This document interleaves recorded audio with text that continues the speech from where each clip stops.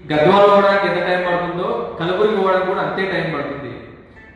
కాబట్టి నాణ్యమైనటువంటి విద్యను అందిపుచ్చుకోవడానికి విద్యార్థులంతా కూడా తెలంగాణ విద్యార్థులంతా ఈ అవకాశాన్ని సద్వినియోగం చేసుకోవాలని చెప్పేసి కోరుతున్నాము.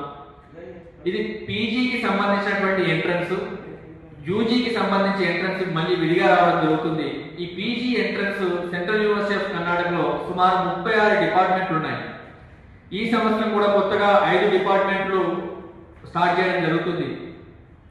కాబట్టి దేశంలో ప్రపంచంలో మారుతున్నటువంటి పరిస్థితులకు అనుగుణంగా latest courses, latest technology enabled courses అన్ని కూడా సెంట్రల్ యూనివర్సిటీ ఆఫ్ కర్ణాటకలో అందించబడుతున్నాయి. అది computer science, AI, artificial intelligence and machine learning, statistics and data mining and data science, ఇటువంటి అన్ని రకాల కోర్సులు లేటెస్ట్ గా విద్యార్థులకు ఏదైతే ఉపాధి అవకాశాలు లభిస్తాయో ఆ ఉపాధి అవకాశాలు ఎక్కువగా ఉండేటువంటి కోర్సులన్నీ కూడా సెంట్రల్ యూనివర్సిటీ ఆఫ్ కర్ణాటకలో అందించబడుతున్నాయి. అదే పద్ధతిలో ఆల్రౌండ్ డెవలప్మెంట్ కోసం కేవలం విద్యా బోధన మాత్రమే కాదు, ఆల్రౌండ్ డెవలప్మెంట్ కోసము ఫిజికల్ ఎక్సర్సైజ్ సంబంధించి గ్రౌండ్, జిమ్, ఇండోర్ స్టేడియం, అదేవిధంగా కల్చరల్ యాక్టివిటీస్, ఇవన్నీ సదుపాయాలు కూడా సెంట్రల్ యూనివర్సిటీలో అందించబడుతున్నాయి.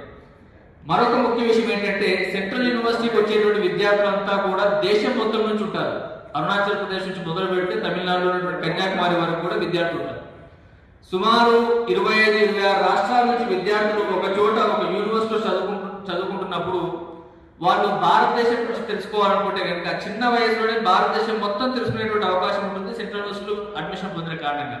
ఎందుకంటే అన్ని రాష్ట్రాల విద్యార్థులకు ఉంటారు కాబట్టి అన్ని రాష్ట్రాల విద్యార్థులతో వీళ్ళకు పరిచయం, స్నేహం ఏర్పడుతుంది. కాబట్టి ఒక విద్యార్థి సెంట్రల్ యూనివర్సిటీ ఆఫ్ కర్ణాటకలో అడ్మిషన్ పొందిన తర్వాత దేశంలో ఏ మారుమూల వెళ్ళినా కానీ తను ఒక కొత్త ప్రదేశానికి వెళ్తున్నటువంటి ఫీలింగ్ లేకుండా, ఇన్ఫీరియారిటీ కాంప్లెక్స్ లేకుండా ఆయా ప్రదేశాలకు వెళ్ళేటువంటి అవకాశం ఉంటుంది. దేశం మొత్తంలో కూడా ఒక నెట్వర్కింగ్ ఏర్పడేటువంటి అవకాశం ఉంటుంది. ఇది ఒక మంచి అవకాశం. రెండోది, దేశంలో ఉన్నటువంటి భిన్న సంస్కృతి